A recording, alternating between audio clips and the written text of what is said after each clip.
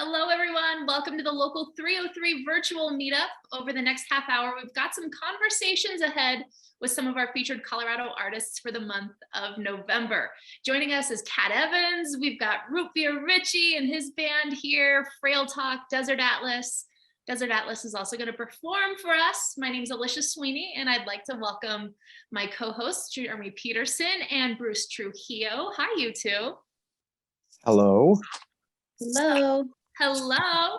You guys know how this works, but let's tell everybody else. The three of us are going to take turns having bite-sized interviews with our bands. And then at the end, Desert Atlas is going to perform a couple songs.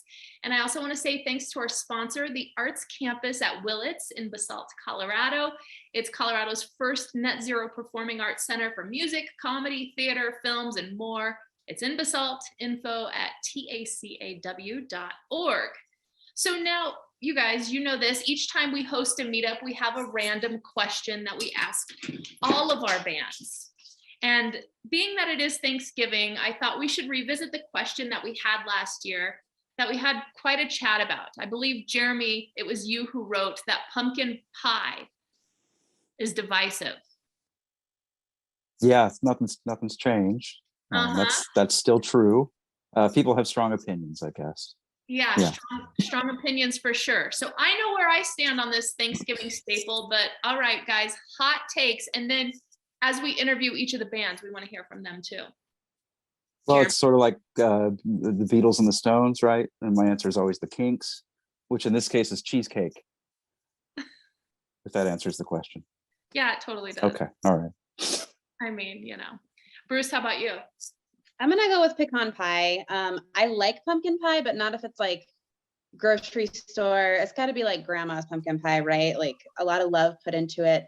But I'm still gonna go for the pecan pie before anything else. So yeah, I'm pretty much any pie, like a la mode, hot or cold, whipped cream, because I only have it at Thanksgiving. So it's like once a year, I'm just like whatever's around. But I don't eat meat pies like my distant relative Sweeney Todd. Sorry, dad joke right there. Okay, so we'll ask all artists this and their hot take on pumpkin pie, or at least their favorite pie. And so think on that and let's get to it. Our first interview is going to be with Kat Evans, who I met at the former Local 303 artist Wes Watkins residency at Meadowlark over the summertime. She was there taking pictures, and then I didn't know until I connected with her later on Instagram that she was a musician as well. And Bruce, you're going to be chatting with her. Take it away. Yeah, how's it going, Kat? Hella good. How are you? Hella good. So I'm super excited to talk with you. I've been super enjoying playing your music throughout the entire month. You got started, as many artists do, at your house, in your bedroom. So tell me about your musical journey. When did you really decide that you were going to start making music on your own? GarageBand. When I realized what I could do at GarageBand, just even production wise, right? But like the amount of control that you had just in this really simple, I mean, when I started using GarageBand, I was like super blessed to like have access to it. And I was like, didn't even realize anything like that could exist.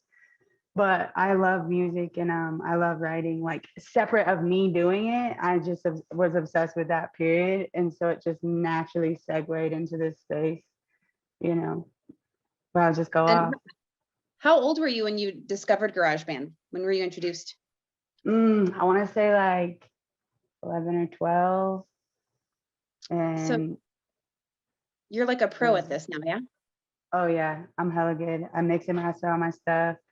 I don't work in GarageBand anymore, but it was like a great starting point for sure. And I feel like I worked in a lot of different DAWs, but I feel like once you understand the concept, it's like pretty self-explanatory. Every space you move into thereafter. So you can kind of move into different things. So what were you listening to back then that made you want to make music? And what do you listen to now that's inspiring you?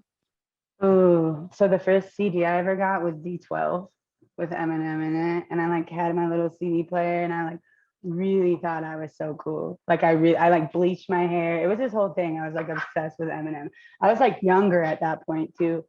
And I don't know, like since then, I just wanted to be good at everything I wanted to be good at. So I just kind of went through every phase. my biggest, most favorite artist, period, is super controversial, but it's definitely Kanye, without a doubt. Like, without a doubt. I don't know if you can see this, but that's Kanye right there. All right. So what iteration of Kanye inspires you most? Or is there like a time period? Is there an album? Is there a song that's No, like, this is the definitely one? not. No, It's everything. it's like, so my mom used to have a photo of Donda, who's Kanye's mom, and Kanye over our kitchen table when I was like 10 years old. And she had every Kanye album. I don't know. I never like understood how weird it was that she was like dope, but like very like niche for someone like her to be like so put into that. And so I like naturally gravitated toward him, but I grew this like never ending, like you cannot make me not like Kanye. Like I will fight for Kanye. I don't care. I'll get heated. Like I think there's a lot of like misunderstanding about Kanye, but I've studied Kanye so deeply, and like I find inspiration in anyone who's willing to do what they want to do, regardless of the social repercussions, because I believe that we operate in such extreme social construct. You know, like even subconsciously as we operate, like so often we're unwilling to say things we think or things that we believe. And like to see someone do that and be so successful, that doesn't mean I agree with everything he does either. But to see someone capable of doing that and becoming more successful than he was ever supposed to be, as a Black man, right? But as this musician, as this celebrity, to continue to evolve and not stop evolving, that's so dope to me. Well, okay, real quick before we head on to our next interview, take me through your process of writing a song. Do you start by like making the beats, producing, No. or what comes first? So I write all the time. I have like so many notes in my phone. I never ever use those notes. What I do is I work with a lot of different producers, but what I do is I'll find a beat and I'll be sitting here, literally right here, or wherever I'm living. And I just like write like to it. Like I post freestyles a lot, but like it's on a freestyle beat, whatever. But I'll just write them like right there. Like I'm very like in the moment, like organic energy. Like I'm a huge believer in that. I don't even like to return to a song once I've like I can write a song really quick now. So it's like if I can get that thought out, like so much of me doesn't even care to return to it. Like it's like, how do we continue going? Like it's just like this ever evolving stream of consciousness where dope shit happens. And do you have any upcoming shows with this project, or are you kind of keeping it to photography? What's in the I works do for you? everything. It's just like whatever's convenient, however I can network. Like Denver is a difficult city to navigate music wise. I feel like you see a similar rotation of the same artists over and over, and that's dope. But like we're very limited in compared to places like Atlanta, Chicago, New York, LA. Like these are like booming spaces, not like, you know, like mid or like electronic or whatever, you know. So it's like my whole thing, like I love to play shows. I'm a dope ass performer. I'm not even be humble about that. But like it's like connecting with the correct people. Like all I'm trying to do is meet people. Music is one element of so many elements of me. And so it's just like, how do I continue to expand, like not even as a musician, but as an entity? All right. Well, I hope to see you in person at some point soon, Kat. Thank you so much for sharing your music with us. Alicia, I'm going to hand it back to you. Oh, wait. Pie question. You had the controversial take on Kanye. What's your take on pie? I'm going to go with your whole answer. I agreed with as you're answering it. Nothing store-bought. Pecan's fire. Pumpkin, like I could go without. The texture's a little weird. Pecan is cool. Let's go with that. Pecan is delicious. All right, Kat, yeah. Great to talk to you. Alicia, I'm going to hand things back. Root Beer Richie is back with a new project, so tell us all about it. Yeah, Root Beer Richie and the Reveille.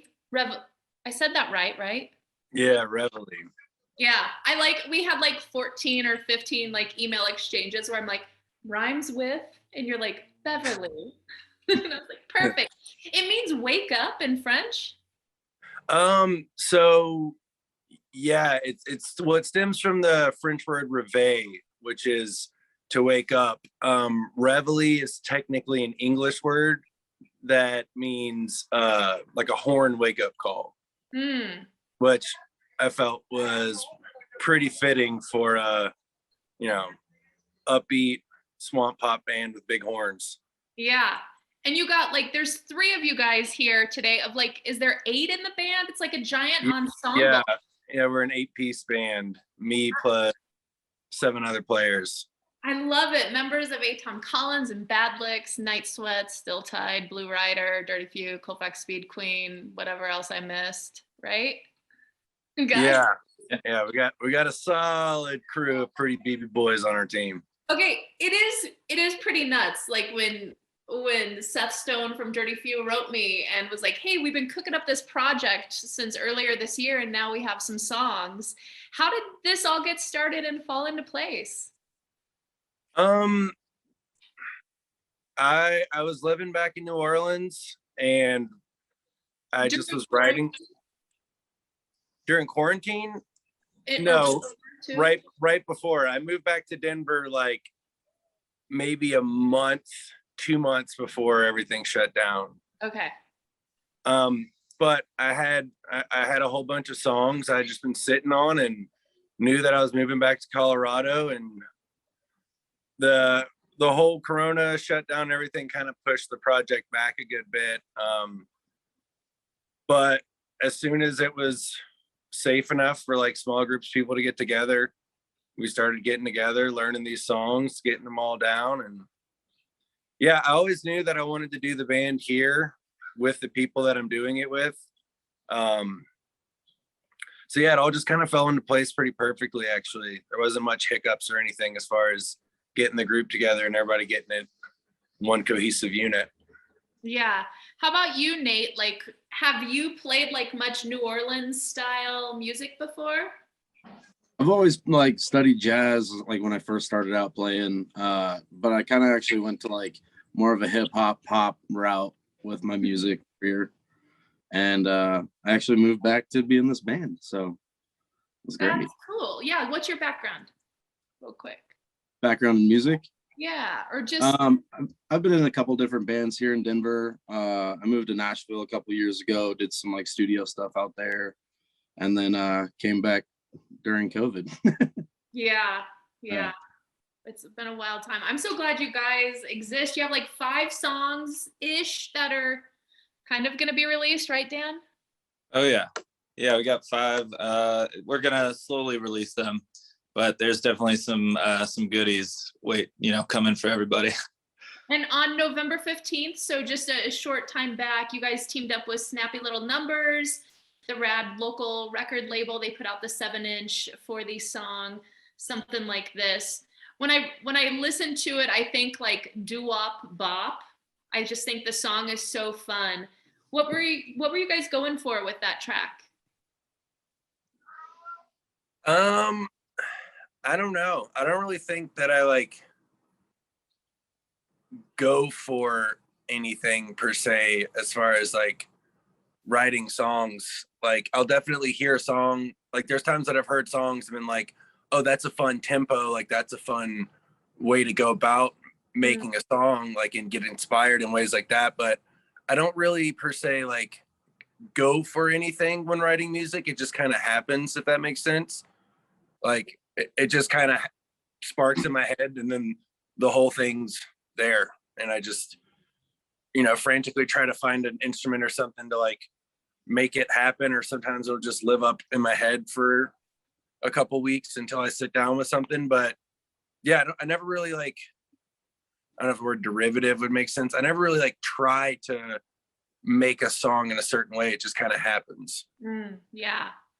Dan, you've been in this scene for a while. What's it like playing in this ensemble with everybody?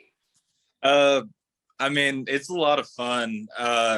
Yeah, I've bounced around playing with a fair amount of projects in my time being here in Denver, but this one, it's really cool to see so many people from other projects in the scene all coming together to create one big, amazing show, and it feels really cool because like everybody is really good at what they do. So it's cool to see it all kind of come together, and there's definitely everyone just works really well together and holds each other accountable. We make sure everything is, locked in tight. I love that, because so many of you are like these big personalities from former bands or existing bands. So I'd love to hear that. And you guys have a show coming up. It's your first headlining show, Lost Lake, December 18th. And hot takes quickly on pie. Pie rules. All pie. All pies, yeah? Yeah, pies are just sick. If you don't like pie, you fucking up. Pie rules.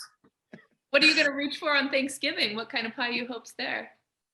I say if I had to pick a pie, I don't know, it's hard. It's like picking which kid you love most. But also everybody can pick a kid they love most. Your parents are lying to you. It's pecan pie, baby. Love le pecan pie, All right, Nate and Dan, yeah. No, I was just gonna agree with root beer. All pie is good pie. There's nothing wrong with that. But yeah, chocolate cream pie is probably my top number one. Mm-hmm. Nate, you seem like a pie guy, right? I love all pie. I'm not. We're a band. We're a band that eats. When we recorded, we had like mountains of chicken when we recorded. You know, I'm gonna take whatever pie's in front of me and be happy about it. And Hell yeah. it's so fun to talk to you guys, and hopefully one of these days when you have, yeah, I'm getting so hungry. Hopefully one of these days when you guys put out some more songs, we can get you in the studio and you guys can come jam with us. Sounds good. I would love it. Until then, Lost Lake, December 18th. Thank you guys. Thank you. Yeah, and I'm just going to keep the conversation going. Again, thanks to our sponsor, the Arts Campus at Willits and Basalt. They're doing really neat, inclusive, and creative things up there. So it's super cool. And now I want to chat with someone from my hometown. Corey makes up one half of Frail Talk.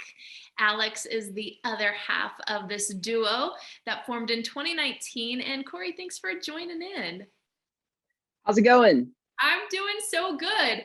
All right, are you a pie guy or what, bro? Oh, you're starting me off right away on the pie talk. I love pie. I'm pro pie in all forms. I'm also pro the number pie as well, but I don't like cherry pie. That's my only reservation. I like pumpkin pie. I don't like cherry pie. Call me un-American. Yeah, I like seeing our host Jeremy shake his head. All right, so you have this new release. It came out in September. You guys put it out yourself, New Creation Myths. Was this a quarantine album or had you guys been working on it? Because I understand that right as that week that quarantine hit, you guys were supposed to go on your first tour outside of the state. Yeah, so it's kind of a combination of a lot of things, I think. It's definitely quarantine inspired. There's a ton of those songs were written in quarantine. All of them obviously were recorded during that time. I don't know why that's obvious, but it felt obvious to me. It's like everyone has time, so we just decided to record an album. Yeah, but we were supposed to go on we had a 20-date tour that was like West Coast, Southwest, a little bit of South and Midwest, and looping back around to Colorado, and yeah, didn't get to go. So. All canceled. Canceled. How's the Fort Collins music scene right now? I haven't been to Fort Collins in a while just because of COVID and such. I miss all the festivals up there, but what's the scene like right now? Gosh, it is. It's still going. It was becoming so rich right before quarantine. Actually, just tons of DIY venues, lots of different places that were actually two of which closed. Two of my favorite venues, Pinball Jones, and I actually can't even remember the name of the other one. But yeah, it's sad. It's a sad day when you see things close and you see kind of the heart and the hub of culture stop. But there's still people trying. The Lyric Cinema is doing great things, and if you want to play a great show, come play it at the Lyric. It's awesome. It is so awesome. And you guys recently played at the Dome in Fort Collins? Yeah, we did. Yeah, it's if you've never heard of the Dome, it's like a cinematic experience almost. They project all of these crazy things onto this dome, and usually it's an in-person concert, but it was a recorded show. So Yeah. Gotcha. And that was your final show of 2021. So what's next for 2022 as we look ahead with you guys? Yeah, we're back in the seat of recording. We're trying to get all of our squiggly songs into the universe as much as we possibly can. Mhm. We're really excited about. We've got a couple little sneaky secrets that are in play. Some of them not music related, which is kind of fun. And I'll drop a hint that you might be able to read some things from us soon. So that's kind of cool. All right, a book. I'm yeah. calling it. Or is Something like that. We'll see. right. Cool. Yeah. Well, it's so fun to visit with you. And thanks so much for letting us share your music on the air all month long. Of course. Yeah, we've loved hearing all the artists, and I found some really cool artists even that are in this chat right now. So Very cool. See, that's what it's all about, community. absolutely. Right. Well, we have one final artist. He's going to perform for us, but first, Jeremy is going to speak with him. Mark of Desert Atlas. You guys. Yes, and I'll echo Corey. It's always great to put faces to the music that we've been playing all month. And Desert Atlas, I think, is particularly interesting because it seems like a journey has happened to get to where you are right now, which you told us is unincorporated Adams County. So in my head, I'm just picturing you're kind of out on the plains, off the grid by yourself. I don't know if that's the case. I think maybe your album title has something to do with that. But Mark, right? how you No, doing? I'm actually have a Denver mailing address, but I just well, see, now the vision's slightly kind ruined, but I still like that that initial vision. The Great Plains are an ocean. That's the title of the album, and that certainly paints an interesting picture. I love that. Came out in June. You call these lowercase songs for empty spaces. Would you talk about that just a little bit, that particular description? I know it's a little bit pretentious sounding, but I just kind of think of my songs as little things, and they're not particularly, bombastic or loud, I guess, and that's why I kind of think of them as lowercase songs. Like, here's a song, you can listen to it, and maybe you can enjoy it a little bit, but otherwise, no big deal. I like that. And lowercase maybe in particular today because you're going to be playing acoustic for us in just a bit, whereas you might also play electric. But I know you've played out a little bit. You played the Down in Denver Festival at Larimer Lounge back over Labor Day.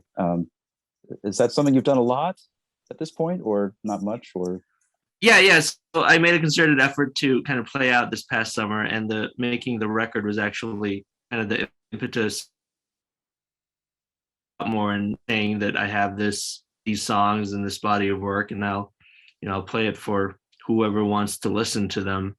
So that was the big motivation for actually going into my basement and kind of finishing off some tracks that I'd recorded at a studio, and also adding some stuff there, kind of playing the bass terribly, that kind of stuff.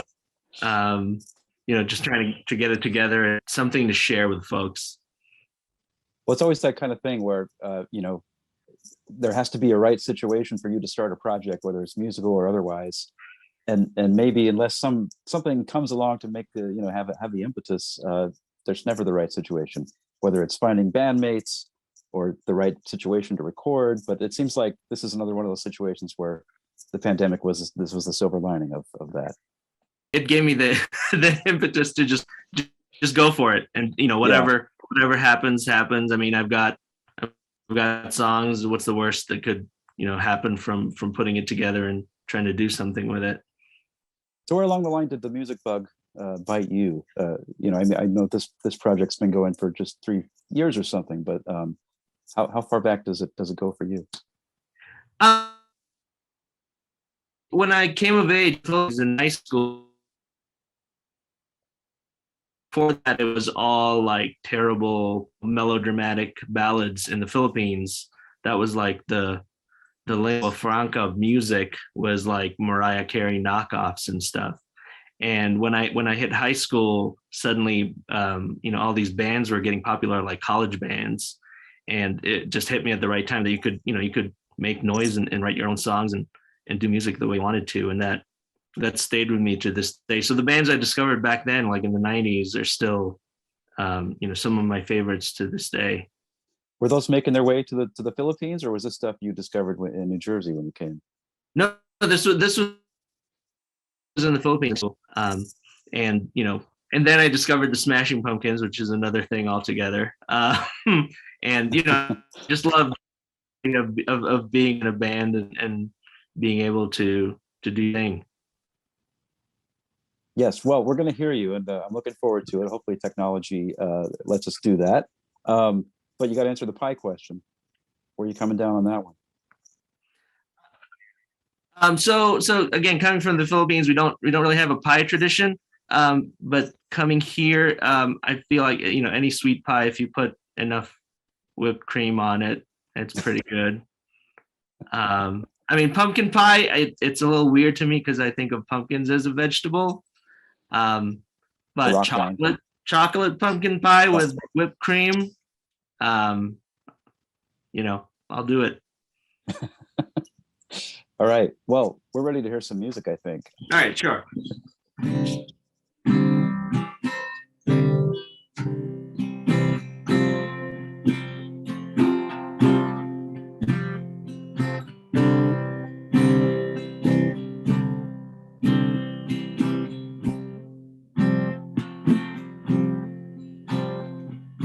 I found the past up in the attic of my mind, covered in dust, deep in a box I thought I left behind.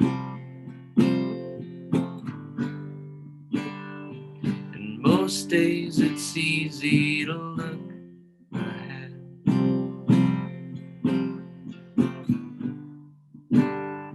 but some days you can't even fall out of bed. I found the time back when you asked me to fly your way, out to the coast, out where the sun shines every day.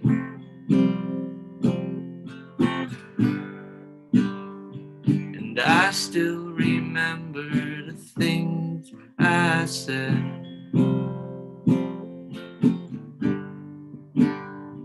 but I still don't understand what I did.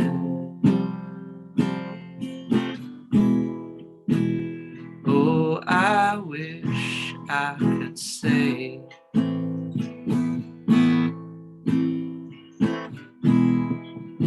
that I've learned from my mistakes.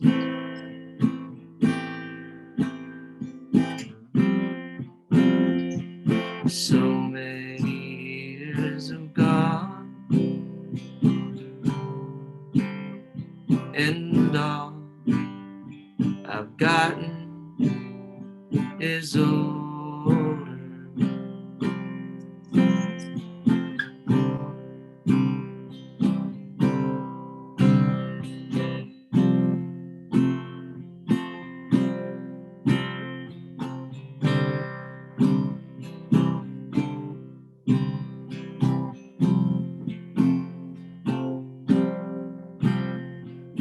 I should have lied, I should have bared you my heart and soul, should have come clean, should have kept playing that empty role.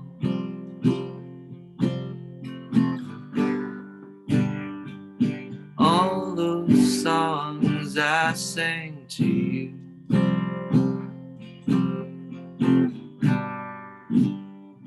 I still don't know which words were true.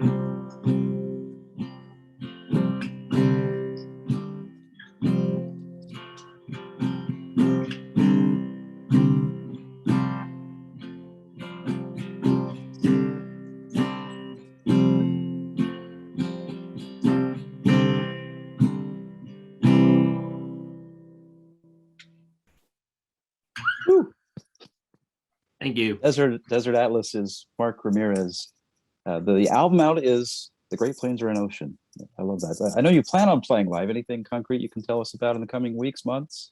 Well, I actually heard back from one of the other guys on the local 303 for this month, Animal Electricity, and they said they were planning a show at Globe Hall, and maybe I'd like to play with them. So now that it's on the record, they can't say no. We will look for that. That's great. The local 303 making those connections. Right. Isn't this a beautiful thing? Yeah. That'll be I think in February. So I think just kind of as the winter has come, it kind of feels like a time for me anyway, not a particularly winter person.